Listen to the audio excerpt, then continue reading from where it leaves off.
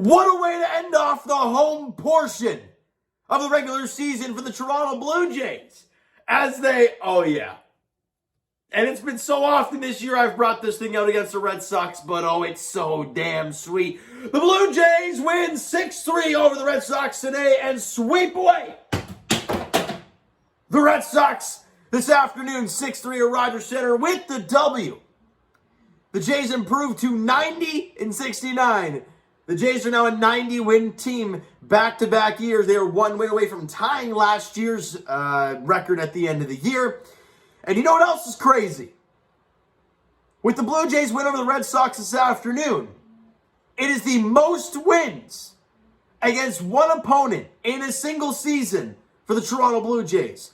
The Jays went 16-3 against the Red Sox this year. A Toronto team flat out dominated a Boston team. I could get used to hearing that. Couldn't we all? It's beautiful. And we'll get to all the crazy stats that happened, statistics after the game and whatnot, what the standings update is, all that stuff.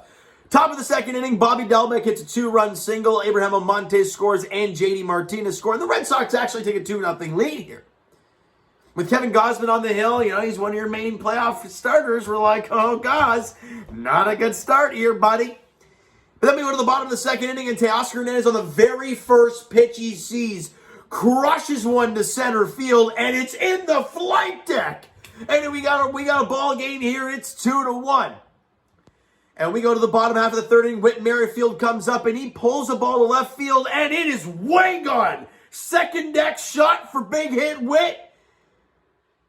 And this guy is red hot. Another big day for Whit Merrifield. And this game is tied. We go to the top of the fourth inning, and that's not Kevin Gausman. Zach Pop hits the hill. And we're like, oh God, what happened to Gausman? This is his last start before the playoffs. Why is he being pulled? We end up hearing, as the game goes along, that it was a cut on his middle finger. Apparently, that is such a big finger for him, and with all his pitches and whatnot. So I think he's been doing a lot of things to kind of keep it clean. That's why he doesn't throw his split finger in side sessions and whatnot. So there's all different things going around it. But the good news is this is his last start before the playoffs, right? So you're not going to be seeing him in the final series. He'll have that day off day as well. He obviously isn't pitching game one of the playoffs. So in worst case, if he's 100% not ready, you could probably go Ross Stripling in game two if you really, really needed to. But if you're down 1-0 in the series, you want your guy out there. So it's going to be very interesting to see how they work this and how they work his thing. Albeit they could probably lather some stuff on there and he'll be good to go. He should be fine. I'm not too worried. Thank God it's just a cut and not a blister. That's all we got to say. We go to the bottom of the fourth inning after Zach Pop gives them a really nice top of the fourth. And Teoscar Hernandez comes up again with Vladdy on base this time. And he crushes one to left field. It has the distance. The question is it going to stay fair? And it does. As the 2-run shot for Teoscar Hernandez. He had a home run yesterday. He has 2 today. And oh boy, Teo is getting hot at the right time. But more importantly, the Jays have now a 4-2 lead. Danny Jansen gets on base. I believe he gets to second. I think he had a double.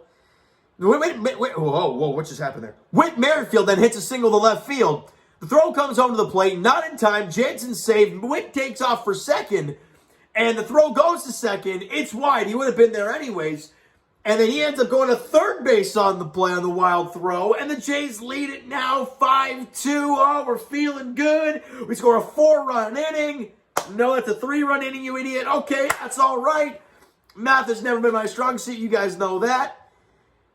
And then the bullpen just cruises, right? Zach Pop does a great job. Simber does a great job. Then Anthony Bass gives up a solo shot to Bobby Dalbec to make it a 5-3 ball game. But we're like, you know what? I don't feel that bad. With no Devers, with no Bogarts, I feel pretty confident in this bullpen that they're going to lock it down.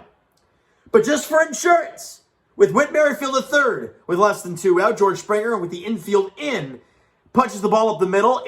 The shortstop makes the play. The throw comes home. It's high. It's not in time. Whit Merrifield scores on the play. Because what else is new? And the Jays now lead at 6-3, and that's where it ends at 6-3. Garcia does a great job in the 8th. Romano comes out in the 9th, gets the save, and the Blue Jays win it and sweep away the Red Sox yet again this year. And as I mentioned, that's win number 90 on the year for the Toronto Blue Jays. Offensively, George Springer, 2 for 4 in the ballgame with an RBI. Really nice day for him. And these two guys are getting hot. Teo hit 4 hits yesterday. He had 3 more today. 3 for 4 with a couple runs scored. 3 RBIs on 2 bombs that he hit. Teo's getting hot at the right time. I know I said it a few times, but it's so important for us.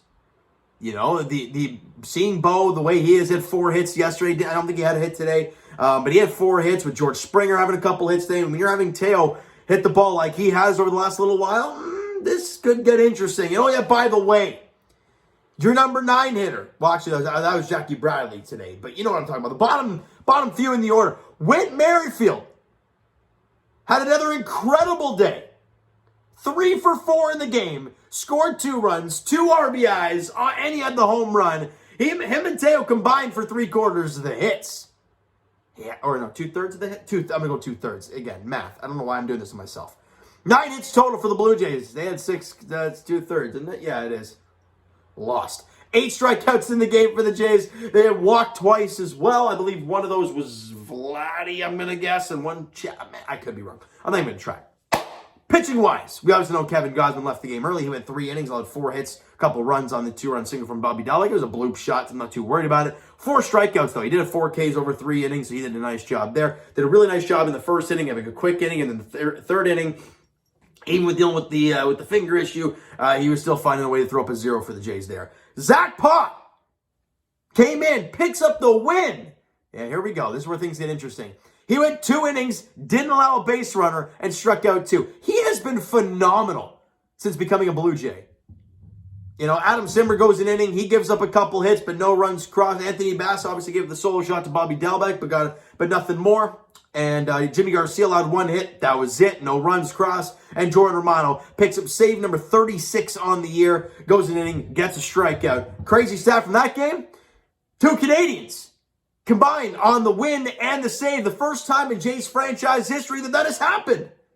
Wild stuff. A weird stat, but a cool stat. And more importantly, the Jays win. So that's that stat. That's that stat. That's the middle finger stuff. Let's get to the standings update, shall we? So, with the Tampa Bay Rays losing to the Houston Astros this afternoon. So I expected them to lose 2 out of 3 at least, and they did lose 2 out of 3, but thank God the Jays swept the Red Sox with their loss this afternoon. The Blue Jays let me rephrase that. The Tampa Bay Rays cannot catch the Toronto Blue Jays. You know what that means, Jays fans? The only way we go to the Trop, if it's in an ALCS. That's the only way it happens. So great news. Sound the flipping bells. You don't have to go to the Trop. It's beautiful scenes, guys. It's fantastic. More great news. Seattle Mariners and Robbie Ray got absolutely kicked in on their home field against the Oakland A's. Robbie Ray went, what was it, 5 2/3, led like 5 runs. He had like 3 bombs to the Oakland A's.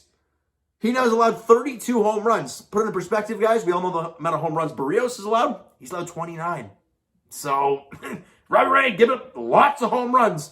And they lose 10-3 to the Oakland A's in Seattle. That's a tough one if you're a Mariners fan. So what that means for the Toronto Blue Jays, we now have a 2.5 game lead over the Mariners. So this is how things look heading into the final series against the O's starting tomorrow night.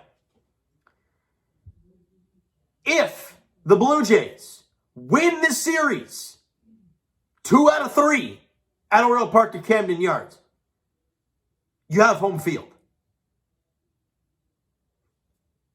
You win 1 game. 1 game. And they have to go perfect to the Seattle Mariners. They have to sweep the Tigers in 4 games in order to get home field. I believe that's how it works. Because the half game, if they win that, it goes down to 2. Then there's 2 losses gap. And if we lose 2, They could, I think I'm right with that. I could be wrong. I know that if they win the series, it's done. So that's the good news there. Okay? But now we got to look forward if you're a Blue Jays fan. Game one of the 3-game set against the O's goes tomorrow. All right? It's Jose Barrios and Dean Kramer. That's at 7:05. Look, Jose Barrios had an up and down year all season long. The great starts, the downright abysmal starts. Tomorrow we need one of those great starts from Jose. The offense, look, Dean Kramer's been good this year for the O's. You got to find a way to get to him. You win that ball game tomorrow, you're putting all the pressure on Seattle, and you're just about punching your ticket back to Toronto for a wild card series against the Mariners. Probably. I mean, them and the Rays, I think there's not much of a gap there. I think it's like, was it a game and a half between them two? So it's not too much, but again, I don't really see it happen. I don't see the Mariners, the Rays catching them. But you never know. You never know. All right? Game 2 is lineup at least as of right now. It's Mitch White and Mike Baumann at 7:05. And then the finale at 4:05 on Wednesday afternoon, it's all question marks. And I swear, if that question mark turns into Alek Manoah, no! But I don't think it's going to happen. I truly don't believe it's going to happen. The Jays just need to win 2 out of 3 against the O's. And you have home field. That's all there is to it. Let's win the first 2. So then you can fire Yusei Kikuchi to start game 3. Wouldn't that be nice? And then you can play Otto Lopez instead of Bo Bichette. You can start Bradley Zimmer and Jackie Bradley. Like you can do that kind of thing in the finale. You know, if you're at that point where you have everything clinched up, that's what you want. Let's see what they can do. All right, so you know what, guys? That is going to do it for this one. If you enjoyed the video and enjoyed the final game at Rogers Center, this regular season portion at least, smack the like button. Do appreciate it. Hit the subscribe button. You guys not already. Comment down below. Thoughts on the video, thoughts on the game. Would you like, would you not like? From today's game for the Toronto Blue Jays, the Twitter link is down below. So follow up, send me a DM, do that great stuff. And I will talk to you guys a little later on tonight, Raptors edition. I'm able to do this video right now, but I'm going to my buddy's place right now, so I won't be able to do the Raptor video right after the game, but it will be uploaded tonight. I guarantee you guys that. And as for the Toronto Maple Leafs, they're back in action tomorrow night as they're in Montreal taking on the Habs in another preseason game. And as for the Toronto Blue Jays, I'll talk to you guys, of course, tomorrow night. Game 1 of the 3-game set. Oriole Park at Camden Yards, Baltimore Orioles, Toronto Blue Jays, Jose Barrios, Dean Kramer, 7:05 first pitch there, right? So thank you guys so much for listening and watching. I hope you enjoyed the video and the ball game this afternoon. Talk to you guys then.